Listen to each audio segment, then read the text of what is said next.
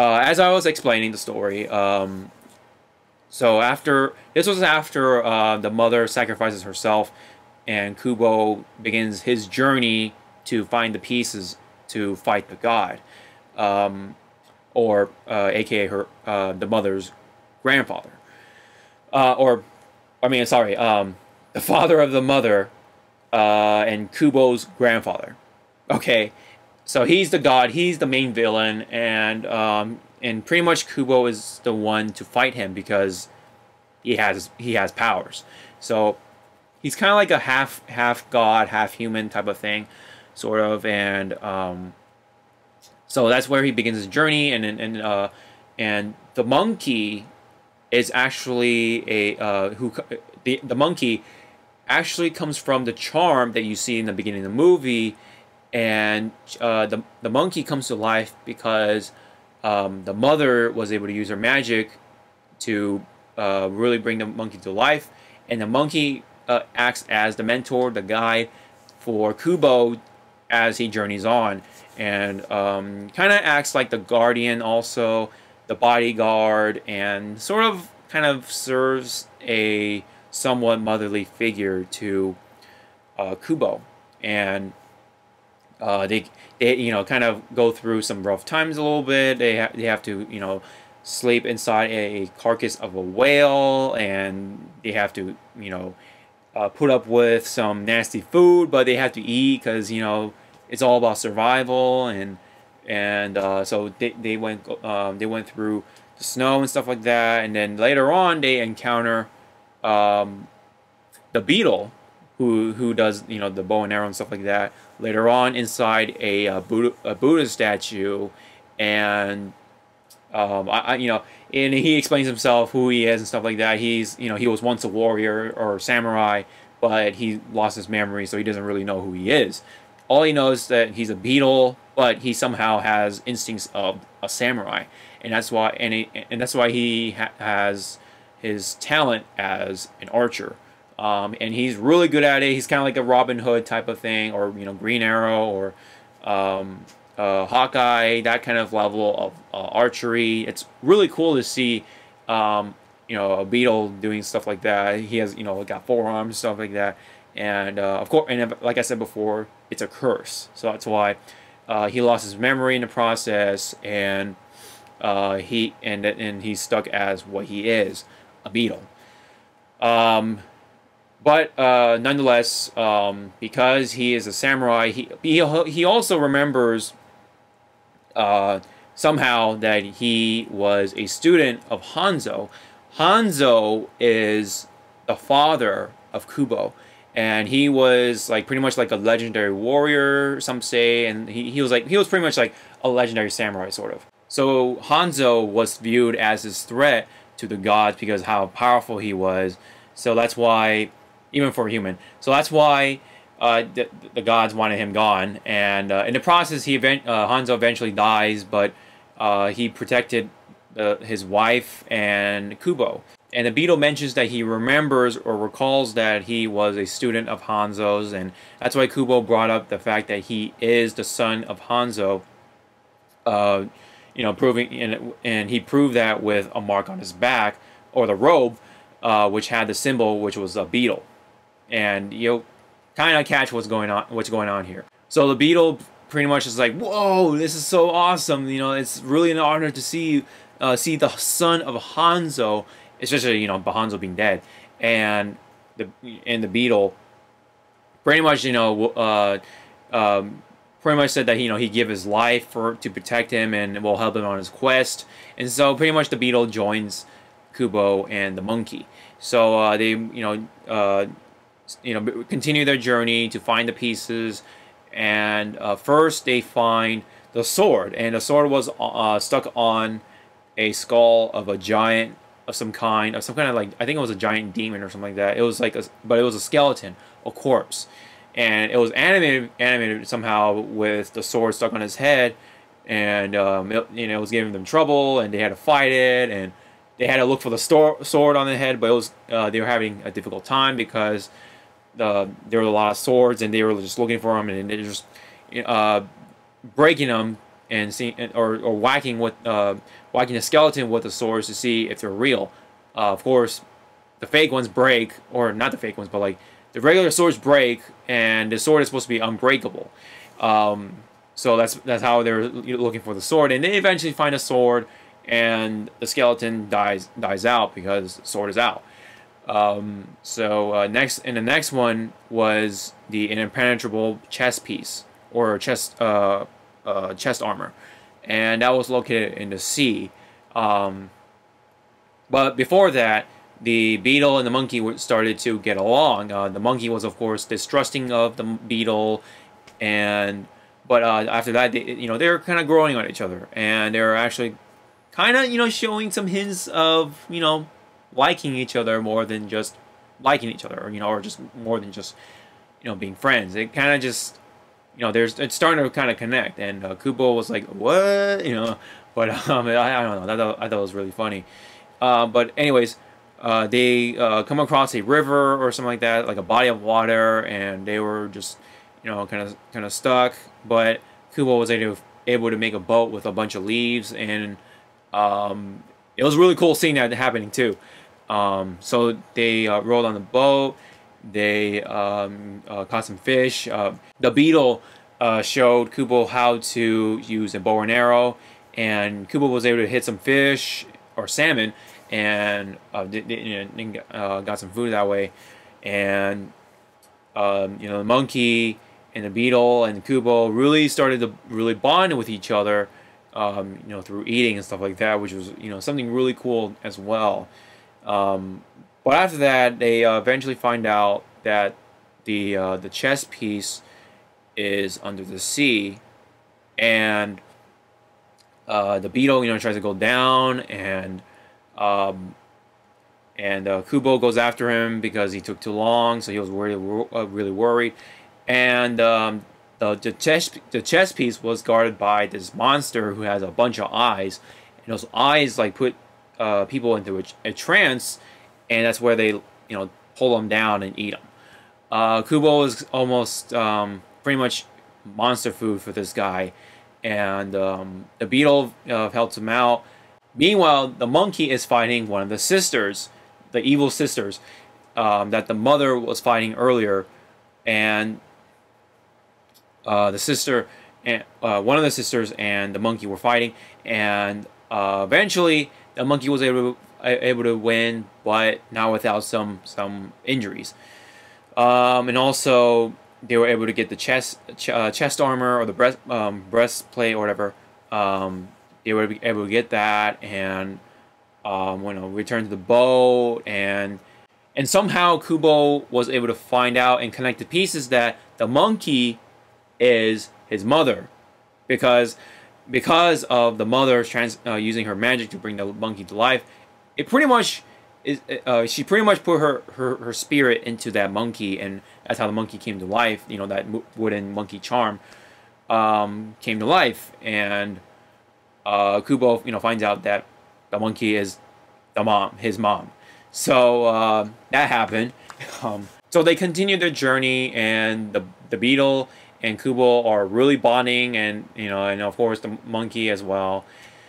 And eventually, when they reach to this castle or fortress, they're looking for the helmet, but they couldn't find the helmet. And eventually they go into this fortress, and they're looking for the helmet, which is the last piece in order to fight the god. And they don't really find a piece, but they find kind of clues as to some of the mysteries or some of the questions that they've had earlier in the movie.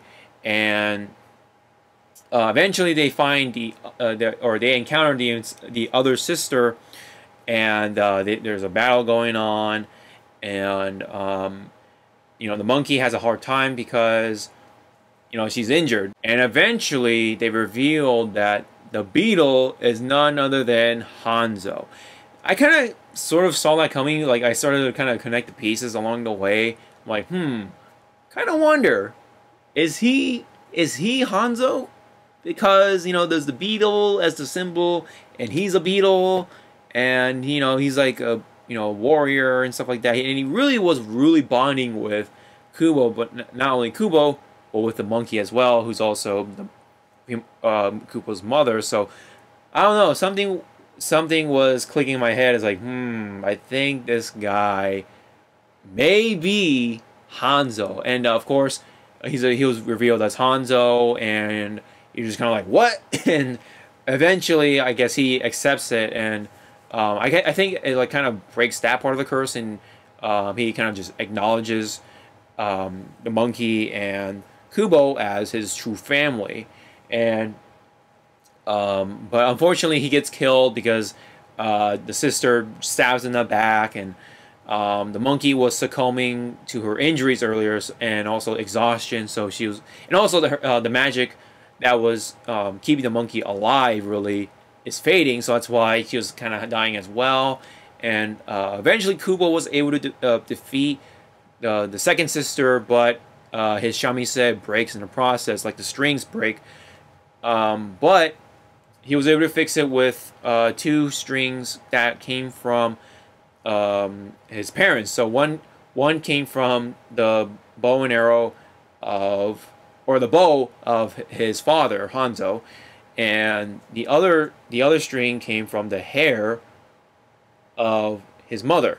So that's why that's how he got the 2 strings on the guitar, and the shamisen, and I'm assuming that's why it's called Kubo and 2 strings, because those 2 strings are the symbols of his parents. And really unfortunate that his parents met their end. It is really sad to see them die. So soon after that, he realizes that the helmet is the bell of his of the village that he once visited and was loved by the people of that village. And so he goes back there, finds the helmet, and confronts his grandfather, the god. So eventually his grandfather, they confront each other, say some stuff, and the grandfather transforms into, this godly, dragon-like monster, and Kubo starts fighting him, and Kubo put up a good fight, and eventually he couldn't overpower him. But before that, you see the people have survived an earlier attack from the 2 sisters that Kubo encountered earlier, because he stayed out too late at night, and you'll kind of know what I'm talking about when you watch the movie. But so the people survived, and Kubo told them to kind of stay back and stuff like that. And of course, Kubo is fighting his grandfather, and Kubo is pretty much overpowered, so he runs to the forest where all the graves are. He pretty much uses his shamisen, and pretty much that's like his true weapon, and that's how he really is able to show his magic, his powers, and eventually he overpowers him, and to the point where he converts him into a human. And the grandfather goes through a similar process that Hanzo went through as he turned to a beetle. So he lost his memories, and it kind of have to made up some stories for the grandfather. Kubo is saying that he's his grandson, and the people telling him that he's like the most friendly, most nicest old man in the village and stuff like that. And of course, the grandfather kind of pretty much buys it, because he doesn't remember anything. And there's this, like I said, there's a strong theme of storytelling going on. Having their beginning of the story, having their end of the story, and and the grandfather was always like, you will meet the end of your story. Your story ends here. That kind of thing. And pretty much, his story was pretty much reset, and it was pretty much kind of like a happily ever after kind of thing. Kind of bittersweet, because Kubo lost his parents along the way, and he finally, was able to kind of understand and pays his respects and prays to his parents, and then he really starts to see the spirits of his parents, and sets them off in the river and stuff like that, because it's kind of like a tradition a long time ago to light these lanterns, and these lanterns are like symbols of, you know, the loved ones that have been lost, and you know, eventually when they come to the real world from the spirit world, they're kind of just like paying a visit. They have to send them back to the spirit world as like a, you know, way of respect, and they do that by casting off these lanterns to the river, and they sail off, and they actually transform into golden herons, which you see earlier in the movie. They are, you know, pretty much like symbols of the spirits flying free and stuff like that. And Kubo does that, and pretty much the movie ends with Kubo seeing with the spirits of his parents, and you finally get to see what Hanzo looks like, and he suspiciously looks like Hanzo from Overwatch, which is really funny. He even has like the little spikes on the side of his head and some grays and stuff like that, and the you know, samurai ponytail and everything really looks like Hanzo, except he's a lot skinnier. But you kind of get the picture if you saw the movie. But anyways, this is such a really heartwarming story. Really, just like really hit your heart, and really appreciated the hard work that they put into the story and actually the animation itself. You know, being stop animation.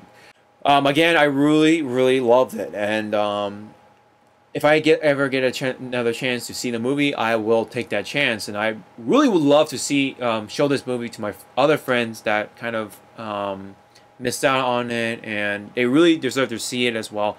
And of course, if you have the chance to go see it in theaters, please do that. Again, they really deserve it. It really deserves your views. It deserves your time, and it deserves your $13 or however much tickets are in your area. It really deserves it, especially, you know, if it's with it competing against like Sausage Party, Storks, Secret Life of Pets, Angry Birds, and so on and so forth, man. All these other anime movies that came out this year.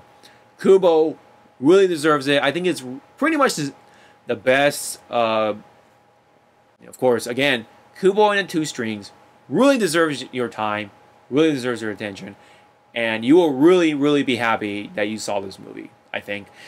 So that's pretty much all I have to say for the spoilers discussion. And thank you guys so much if you guys saw my review portion of Kubo and the Two Strings. And again, it's just so awesome, and really disheartening to see and hear about other movies doing better than this one, especially the animated one. So that'll be it. If you have any comments, thoughts, or opinions, leave me down below. I would love to read them, and don't forget to like, share, and subscribe for this channel.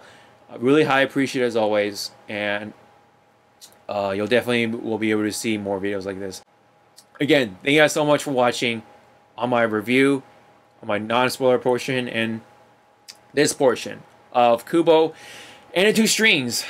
So I will stop talking, because I don't know, I just love that movie that much. I would just talk this much. So again, thank you guys so much. I will see you guys in the next video. See ya. Or like a highly figure. He was like sort of like a threat to the gods, because